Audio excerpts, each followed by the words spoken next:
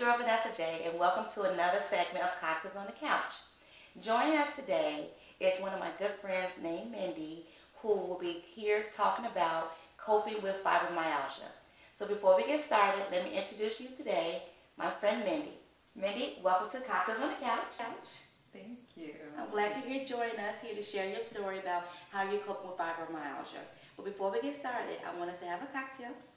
So grab your cocktail and let's toast to another segment of Cocktails on the Couch. Ding, ding. Thank you so much. So let's jump right into it. So fibromyalgia is pretty much a common and complex chronic pain disease that can pretty much take over your whole body, right? Yes. So I would like to know, when did you first know that you started having health issues? I was 26 and it was my last daughter, and I want to say maybe about 5 or 6 months after I had given birth to her is when I started having pain. Okay, so you was 26 years old. 26. And what type of pain were you having? I had more so it was body aches, but more than anything it was postpartum depression. So it was more linked to postpartum depression. I had 4 kids, so that was my last baby. Okay. So it started off with postpartum. Okay. So when you first started having the pain, did you go to the doctor right away, or you do like most of us do, like Google the situation to find out, you try to test all the symptoms out? Did you Google what was going on, or did you go to the doctor right away? That's funny because when I was looking at that, when I was 26, we didn't have Google. Okay, right, you're 26, okay. 26. Okay. I don't, you know what, maybe we did, but it wasn't as... It was encyclopedias back there. Yeah, or it wasn't as popular as it is now because that was still 2005. Okay. So we probably did, but at that time I wasn't, but as far as fibromyalgia, it wasn't heard of until 2 years later. Okay. So what was the doctor saying that you had then once you went? Did you go to the doctor right away? When I went to the doctor, they kept treating me for postpartum depression. Postpartum depression, okay. Did you get a second opinion, or you just automatically assume your doctor's saying this, you think it's what it is because you have those type of symptoms? What initially happened is they started treating me for postpartum depression. I really was stomach aches here and there. I would really depressed, and then it started getting to a point where I started having panic attacks. Wow. The panic attacks were so severe, it caught me off guard wherever I was. I could be driving on my way home, at the job. Wow. I mean, anywhere. I'd have to pull over on the expressway. Would anything trigger it? Anything. And I'm still today not convinced that it was panic attacks because it would last about 5 and 6 hours, and a normal panic attack would only last about 15, 30 minutes. Wow. And I was having those episodes for 5 and 6 hours. So. Right. I know this recently you had an event, and you mentioned at your event that when you would have a panic attack, sometimes it can occur at the movies, right? So you would be feeling fine, you get to the theater, ready to start the show, and what would happen? Oh gosh. You feel a tingling, or you feel in your chest? Like, what would actually happen with that? I would have heart palpitations. Okay. I would feel like I'm ready to pass out. I can't breathe. And you sitting down. And I'm sitting. Right. There's plenty of times that my husband paid quite a bit of money to watch a movie. Right. We get there and I'm like, I don't think I'm gonna make it. Wow. And it would feel like I need to call the ambulance. So you wouldn't make it through the previews? No. Wow. And so would he call the paramedics to come pick you up, or he would just take you home? No, he took me home. Took you home, okay. He took me home. Then along the ride home, were you feeling a little better, or once you got home and got in the bed, you were pretty much subsided a little bit? No, it lasted. It lasted quite a while.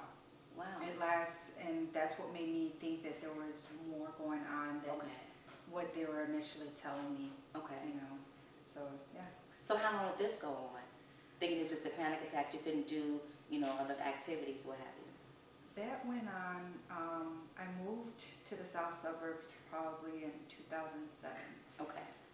So it went on for quite a while. I finally started to get a little bit of relief in 2008 when I met a friend who finally tried to help me get out of what I was going through. Okay.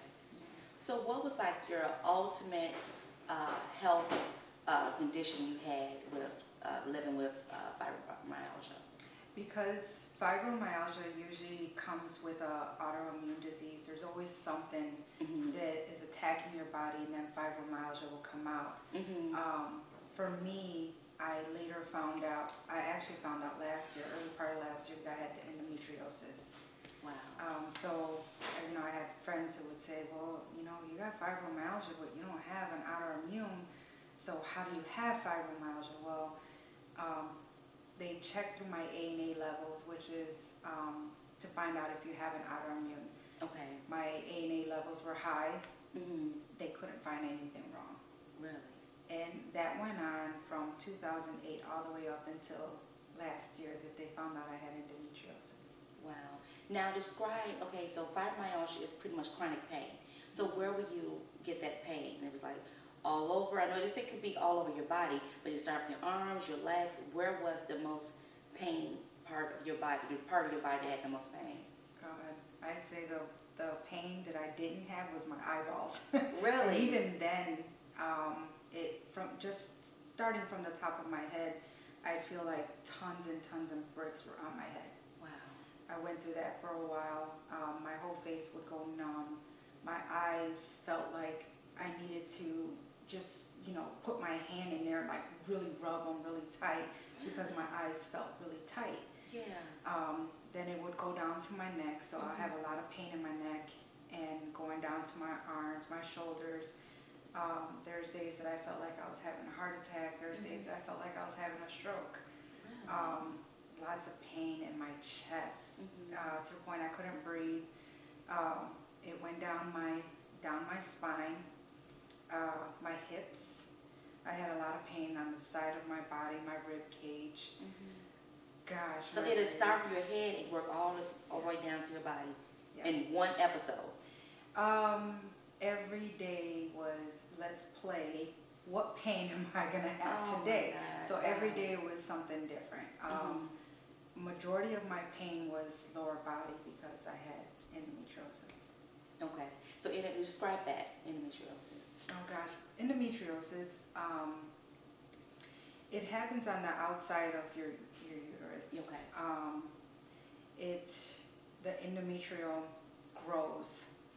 When I went to the doctor, she said, well, you have endometriosis. After telling her all my symptoms, she said, well, we have to do a laparoscopy just to make sure. So when they did, she checked, she said, well, it's not endometriosis, it's adenomyosis. And it's almost like endometriosis, but it only stays in the uterus. And it causes so much pain, heavy periods. But no doctor took me serious because I never had heavy periods. Okay. I had 1 day periods. Okay. 1 day, okay. And they're amazing. So what ended up happening is the minute just a little drop of my period will come, I will be laid out on the floor. I would come to you like this, like, hey, how you doing? Right. And the minute I feel my period, I had to be rushed home to the emergency room, and it got that bad at some points. We had to go to the emergency room. Oh yeah, because I didn't know what was going on. Now, what age you at this time? I was early 30s. Early 30s when you found out you were diagnosed with endometriosis. I didn't find out until last year. The endometriosis. 39, yeah. Wow. I found out at 39. Endometriosis, you can have it for 10, 15 years. You can have it for 2 years and never have any pain. Okay. When you start getting the pain, endometriosis is like cancer. So when you're starting to get the pain, and depending on how bad it spread, that's the stage you're in. Okay. The doctor never told me what stage I was in. When she went in for the laparoscopy, she said it was adenomyosis, and she told me there's no cure for that. She said it's just hysterectomy. That's it. So you ended up doing that, right? I did because I was in too much pain. I couldn't do it. My kids, they didn't know me because I was in so much pain. Right. And I ended up doing it in April, and she did find endometriosis. and I was told they got it all out. So was it a partial or a full hysterectomy? They call it a total. Okay. Because it's the tubes, the uterus, and the cervix. Right. I still have my ovaries. Okay. After the surgery, I was worse. Really? Even after the laparoscopy, I thought I was going to die. With having fibromyalgia and going through surgeries, your body takes a toll. And it's like having the flu times 20. Because it's that bad.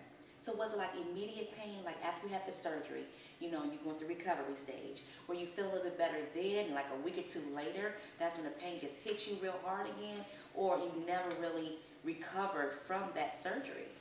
If you have a laparoscopy, and a lot of women, they go through that every day, right, you are up and about maybe the next day. Okay.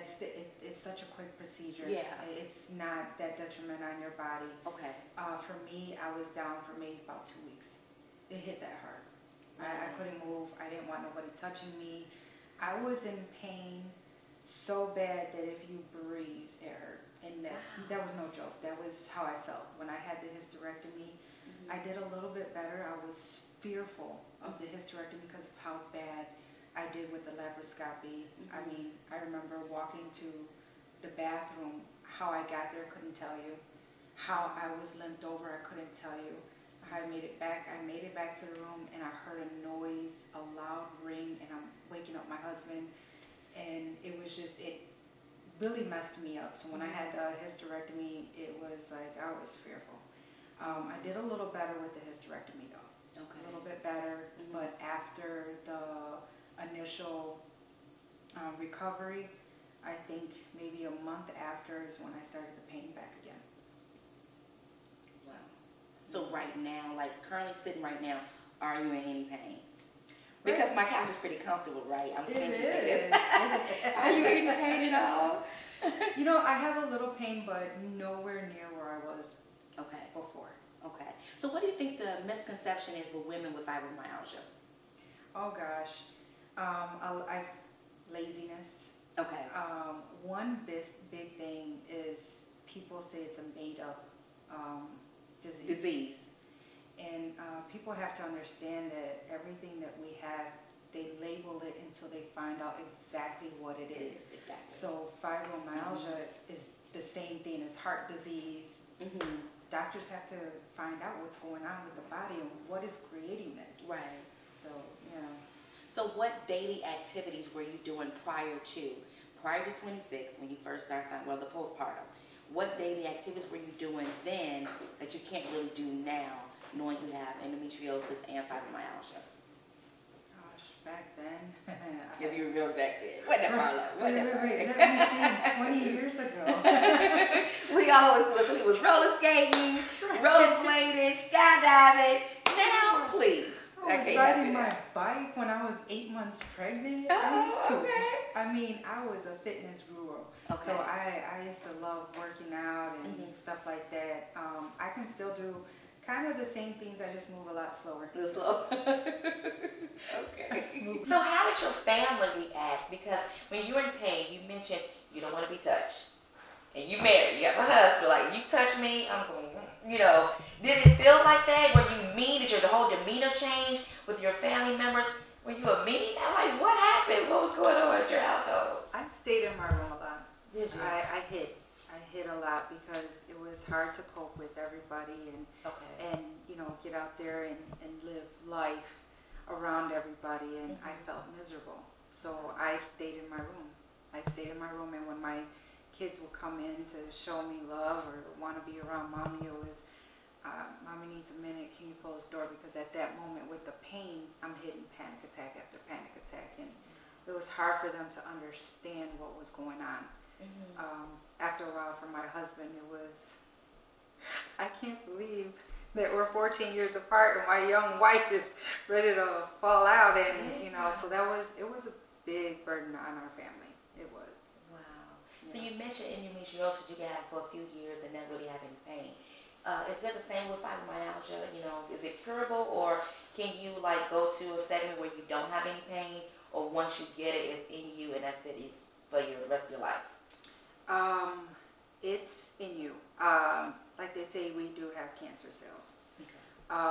What I was told was, I went to the rheumatologist and she told me that by taking Cymbalta, Okay. that was one of the antidepressants. I was on 5 different antidepressants and probably about 3 anxiety. Wow. Before I was like, okay, I'm officially crazy, so we're gonna stop all this. I'm not doing this no more. Right. But they with that, I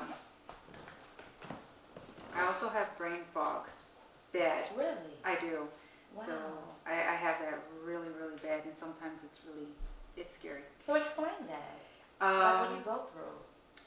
With the brain fog, it's kind of like what happened right now because I lost all train of thought about what I was thinking about. So that happens a lot. Okay. Sometimes I can drive down a familiar street and freak out because I'm sitting there like, where am I at? Wow. Yeah. Now, how often does that happen? Oh gosh, maybe once or twice a week. Really? So yeah. Mhm. Wow. Yeah. Hmm. It's tough dealing with fibromyalgia, especially when others don't know Okay. about it. But again, it is something that does not go away. It does Okay. not. You live with that. By doing so much research, you can get rid of it. Fibromyalgia, it's a lack of vitamins. It's a lack of nutrition that your body does not get, and probably a lot of people will disagree with me, but I've noticed a difference when I got the nutrition that I needed. Okay. But no, it's not something that will go away. Wow. No. Are you suffering from any other health problems besides fibromyalgia and endometriosis? Anything else? I have inflammation, and that's in my chest, but as far as anything major, no. And how often does that happen? The inflammation, I deal with a lot of chest pain.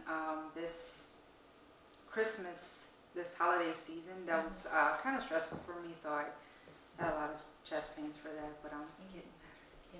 Getting better. So are you taking any type of medications or anything? No On a special diet? medications. No medications? Nope, Okay. I refuse. Okay. Were you taking them in the past though? That's what brought it out, so I did take them in the past. Mhm. The last time I took something for fibromyalgia, well, it was for depression, was back in 2008. Wow. And I refused to put any medications in my body. Did it make it worse during that time? It brought it out. It brought it out more. Yeah, Wow. yeah. They thought I had rheumatoid arthritis. Their main concern was that I had lupus. Really? That's how bad it was, and that's how my A and N levels kind of showed that it looked like it was lupus. I rebuked that. Right, right. So I'm sure you got second opinions with that. You know, Yes. from one doctor to you have one thing. Okay. Okay. So, Mhm. what have your eating habits changed at all? It actually has. Okay, you smiling so for the better or worse. Well, Did it make you gain weight in the past? You know, when you first started fibromyalgia, you're depressed. So people, I know when I'm depressed, I eat. Right, I eat, y'all. So I'm wondering, like, I know everyone is different, but when you're depressed and going through anxiety, having panic attacks, are you eating during that time, or you just want to rest and relax and, you know, eat your stash later on? Like, what's going on? Yeah, I'm okay to say this in front of a lot of women, but now we're getting truthful. But no, as far as the eating, for me, I was so depressed. I actually ate myself even more sick. So for me, I would eat about 5,000 calories A day. a sitting. A sitting. A sitting. No. Breakfast, lunch, dinner. How I didn't get to 300 pounds was His grace, because I would eat that much food. And when I told my husband and was finally honest with him as to what I was eating, he just kind of looked at me and said, "Are you trying to kill yourself?" And that was like a wake-up call. It Was it? kind of was and kind of wasn't, because the wake-up call didn't come, because at 35, they said I had a heart attack. No wake-up call. I had my gallbladder removed, still no wake-up call. Now, granted, on and off, I lost weight, gained weight. Right. The wake-up call for me didn't come till the past September. This past September? This past September. What happened to finally get that, you know, that light click on, like, you know what, I need to stop? my health is so important. What was the wake-up call? I'm getting ready to turn 40. Okay. And I didn't want my life to be consist of being in the house. Okay. You know, I lived that life for so long. You know, I've avoided a lot of outings with friends. You did. You know. She did. She really did. That's okay. But she came to my 40th birthday party. That's the last time you came. We had a couple dinners. Yeah, girlfriend dinners and stuff. Yeah. So okay. So when you start hiding so much, you finally get to that point where you're like, you know what, enough is enough. Okay. And it was for me. I wanted a new beginning. I wanted my life back. Right. And to be honest, I don't even know what that ever even meant. So is your family seeing you as a different person? Your friends seeing you like you're not at home, not at home anymore, and you have your secret stash, you got your 5,000 calories. Do they see a different you that's really, really noticeable? Like, I miss her. I miss my mom. I miss my wife. Are you like seeing that? I'm still learning to cope with having the hysterectomy. Okay. So my mood swings are up and down, and yesterday my husband didn't like me. Really? Yeah. So is that common for hysterectomy? When you're going through all the other stuff? Yeah. Okay. Yeah. For me, it might be common for some women. I didn't know. It's hard dealing with it because sometimes I'm depressed and I can't even tell you why. That mood just hits me. And is it a sad moment? You're crying, emotional. What's your depression like? Sad. Not really crying. Okay. It's just that woe is me type of, But like me and my friend, we used to say, well, you're down for one day and you better get back up the next day. So have your little pity party, but tomorrow you better get back up. Was it like that for you? Was it the next day you back on track, or it took you a couple of days? Goodness, sometimes it took me a couple hours and I was like on 10. You back on 10, okay. So it was a little different. For me, it's just coping with that hysterectomy because you got the diagnosis right there, and by the way, 2 months later you're having a hysterectomy. Most women are prepared, and most women know ahead of time. They've been dealing with endometriosis for years, and it's scary because there's some women as young as 12, 14 who have been dealing with it, and they know that there's no chance of me, having any kids. Some women have gotten their reproductive organs taken from them already before they can even realize what's going on. Yeah. They're pumped so much medication that it's pretty much ruining their lives. Wow. And that's what it did for me. So that's why I said, give me the hysterectomy. I'm tired of being in pain, but I didn't know that coming out I would feel worse than I went in. Now you said your diet has changed. So has your eating habits changed? Not your eating. I'm sorry. Your exercising. Has that changed at all? Do you work out and use? I know you was a bomb Zoom instructor. So what's going on now with that? Ladies and gentlemen, she used to be the bomb Zoom instructor. She the one got me into Zoom. I came to her class, loved it. She was also on point, and she got me into being a Zoom instructor as well. So, but can you actually? We used to Zoom for hours, guys. So. I'm proud if I put myself to. I think I can once I get my issue, taken care of. But do you see yourself like really, really doing a full hour or two Zumba class if you wanted to? How the young kids say, "Watch me work." I'm trying to be hip here. Right. I'm coming back. Okay. I'm coming back. One thing that I really give my healing to is my God before anything. Okay. My healing comes from Him. Right. As far as my weight training, I used to really weight train. I was huge. I was 215, and I didn't know that the belly that I had was an endometriosis belly. Couldn't figure it out. That's the main thing you used to complain about. Which is stomach, yeah. Friends would come up to me and say, "You gotta get that checked out. Something's going on in there," and I'm like, well, I don't know. Because some people have the fibroids like that. Yeah, they do. They do, and I didn't. And that year in 2016, when I was 215 pounds, my weight loss was dedicated to the fact that I wanted my husband and my marriage back together. Okay. and I ended up losing the weight. I came down to 170, and you couldn't tell me nothing. I heard that. You couldn't tell me nothing. Right. And the worst part of coming down that much is what, maybe about 3 months later, I was back up to 200. Wow. And I didn't know what was going on. I didn't know I had endometriosis at that time. Okay. And now that I'm getting better, I'm taking it slow. Okay. My mind doesn't understand that, you know, you can't lift up 90-pound weights and think you're all that. I can't lift 90-pound weights no more, but I used to bench press 90-pound weights like nothing. I wish. I ain't bench press. No. This is much as I'm a bench press. How about these index cards? How about that? But I loved it. I Okay. loved the workout. I Okay. was doing, 3 Zumba classes a day. Yeah. I was running 8 miles, and I Right. never thought I could run 8 miles. And when I tell you for it to leave me in 3 months and to feel like I crashed, Right. and I had to gain all that weight, that hurt more than anything. Now my workouts are slow. Okay. 45 But you get it minutes on in. the treadmill. But you get it in. Yes, Every that's day. awesome. Yep. Right. You get it in. Yeah. And also too, so struggling with the anxiety and depression, how do you get that mental health balance? You know, September was the last time that I struggled with anxiety. Really? Mhm. Okay. I don't have no more anxiety. Mm-hmm. The only struggle that I have is just dealing with my emotions from the hysterectomy. That's about it. Okay. I don't deal with anything no more. Okay. That's a good thing. Yeah, it is. It is. That is really, really awesome. Congrats to you about that. Okay. How did you balance your professional life? You know, going to work every day, dealing with those issues. How did you balance that? I had no other choice. I'm a school bus driver, so there was a couple of times that I had to pick up my daughter, and I would do my school bus route, and when I made it back to the job, I'd have to have her drive me home.